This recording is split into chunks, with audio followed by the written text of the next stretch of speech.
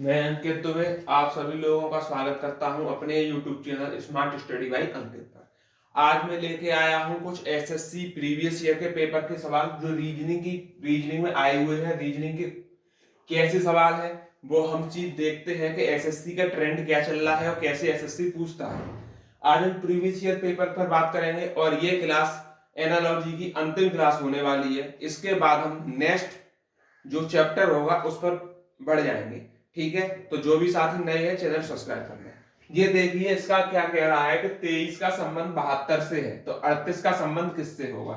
ये आपको SSC CPO में पूछा गया सवाल है जो 2017 में पूछा गया था। तो इसका सॉल्यूशन निकालते हैं। तो हम जानते हैं कि 23 का गुणा अगर हम 3 में कर दें और +3 जोड़ दें तो हमारा 72 बन जाएगा। आप कहेंगे बिल्कुल बन जाएगा। जब ये बन जाएगा तो हम 38 का गुणा 3 में करके और 3 जोड़ दें तो देखते हैं आंसर आता है कि नहीं। 8 या 24, 24 और 3 हो गए 27 और 3 का 9 और 2 कितना हो गया 11। 117 दे रखा है। ऑप्शन नंबर बी हमारा राइट हो गया। ठीक, आप समझ रहे होंगे कैसे क्वेश्चन पूछे जाते हैं। इसमें देखिए इसमें कुछ करना नहीं है। -3/7 का 7/3 लिखा है। क्या किया है कि माइनस का गुणा किया है और संख्याएं ऊपर नीचे की बदल दी है। ऊपर की नीचे कर दी, नीचे की ऊपर कर दी है। तो 9/2 का हम बताएं तो ऑप्शन से देखो 2/9 नहीं होगा। माइनस चिन्ह आएगा, माइनस चिन्ह इसमें भी नहीं आ रहा है। तो 9/2 है तो हम 2 ऊपर लाएंगे, 9 नीचे लाएंगे और माइनस लगाएंगे। ऑप्शन नंबर हमारा डी वाला सही हो जाएगा। अगला क्वेश्चन है कि 7 का संबंध 32 से है तो 28 का संबंध किससे होगा। यह पूछा गया है एसएससी स्टेनोग्राफर की परीक्षा होती है उसमें 2016 में। आइए सॉल्व करते हैं। आप जानते हैं कि 7 का गुणा अगर हम 4 में करें तो 28 होगा और 4 अगर जोड़ दें तो 32 होगा। कॉन्सेप्ट समझ में आ गया। 28 का गुणा अगर हम 4 में करें और फिर 4 को जोड़ दें तो 4 8 32 और 4 36 का 6 और 4 दूनी 8 और 3 11। 116 ऑप्शन कहां दिख रहा है। ऑप्शन नंबर सी हमारा राइट हो जाएगा।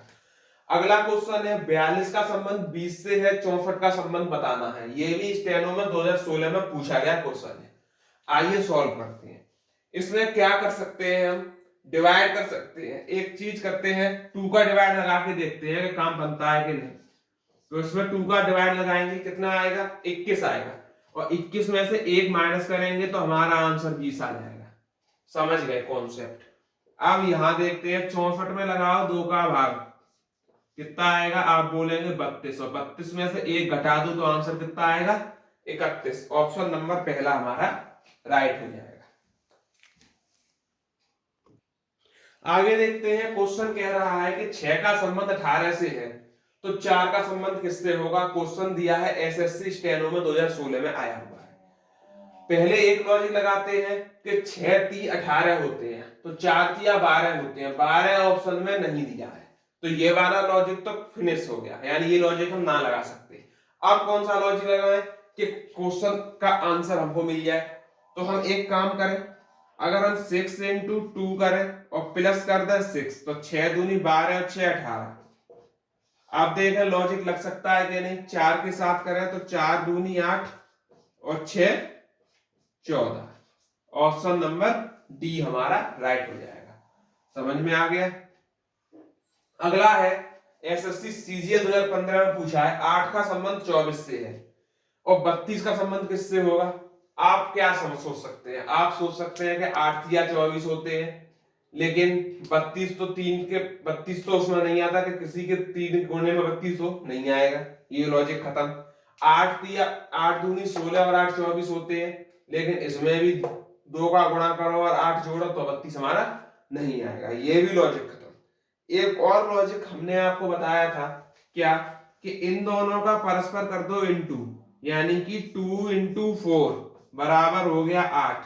अब समझ में आया। ठीक, क्या अगला लॉजिक भी ये लग सकता है। 3 दूनी 6 कर दो, ऑप्शन में दे रखा है, दे रखा है तो ऑप्शन नंबर बी हमारा करेक्ट हो जाएगा। समझ में आ गई बात। आगे देखते हैं, क्वेश्चन कह रहा है कि 16 का संबंध 22 से, 36 का संबंध किससे होगा। सीजीएल 2015 में आया है, आपको उसमें लॉजिक लगाना पड़ेगा क्योंकि प्लस से बात बनेगी नहीं। 16 6 22 होते हैं, 36 और 6 42 हमारा ऑप्शन में नहीं दे रखा है। ठीक है, तो अब हम इसका क्या उपाय करें। तो देखिए, इसको एक तरीके से हम बना सकते हैं। 16 को हम 4 का स्क्वायर बोलते हैं, आपने 4 का स्क्वायर लिख दिया। अब 4 और घात 2 इन दोनों को भी आपस में जोड़ दो, तो 16 4 20 और 2 22 बन जाएगा। बन गया कि नहीं बन गया। अब 36 को उठाओ, 36 जानते हो 6 का स्क्वायर होता है। अब आपको 6 और प्लस 2 जोड़ना पड़ेगा, तो 36 और 6 42 और 2 कितने हो जाएंगे। ऑप्शन नंबर बी हमारा सही हो जाएगा, 44 हो जाएंगे। अगला क्वेश्चन कह रहा है, जो कि लास्ट क्वेश्चन है। अगला क्वेश्चन देखिए क्या कहता है। 9 का संबंध 24 से है, किसका संबंध 6 से है। सीपीओ में आया है। तो आप जानते हैं, क्या जानते हैं, हम ये जानते हैं कि 9 का गुणा अगर हम 3 में कर दें और -3 कर दें तो आंसर हमारा 24 मिलेगा, मिल जाएगा। 9 3 जा 27, -3 24।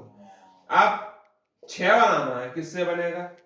3 को उठा के देखो पहले, अगर हम 3 का गुणा 3 में कर दें, -3 कर दें तो भी हमारा 6 बन जाएगा। तो ऑप्शन नंबर हमारा राइट हो गया, कौन सा, डी। आखिरी के 2 सवाल और हैं, इनको और देख लेते हैं। ये एक्सपेक्टेड क्वेश्चन है, जो एग्जाम में आए तो नहीं है, पर मैंने इनको उठा लिया है, एग्जाम में आ सकता है किसी भी में। तो आप जानते क्या है, 64 का संबंध 513 से है। अगर आपको स्क्वायर और क्यूब आते हैं तो आप जानते हैं कि 8 का स्क्वायर 64 होता है, 8 का क्यूब 512 होता है, जानते हैं। अगर जानते हैं तो क्वेश्चन हो गया। 8 का स्क्वायर होता है 64 और 8 का क्यूब प्लस 1 कर दे तो हो जाएगा 513। 12 का स्क्वायर होता है 144, 12 का स्क्वायर होता है 144। आपको क्या करना है, 12 का क्यूब प्लस 1 करना है, इसका होता है 1728 और एक जोड़ो तो ऑप्शन नंबर सी मिलेगा 1729। क्या मिलेगा, 1729 मिल जाएगा। अगला कह रहा है कि 11 का संबंध 132 से है। अब ऑप्शन में बताना है कि ये ऑप्शन कौन सा सही होगा। तो 11 का स्क्वायर करो 121 बनेगा और प्लस 11 करो तो 132 बनेगा, यानी कि इसका संबंध क्या है, ये कह रहा है 11 का स्क्वायर प्लस 11 करना है, यानी कि जिसका स्क्वायर करना है वही हमको जोड़ना है। अब देखो यहां पर 13 का तो स्क्वायर ही होता है, तो ये तो गलत हो गया।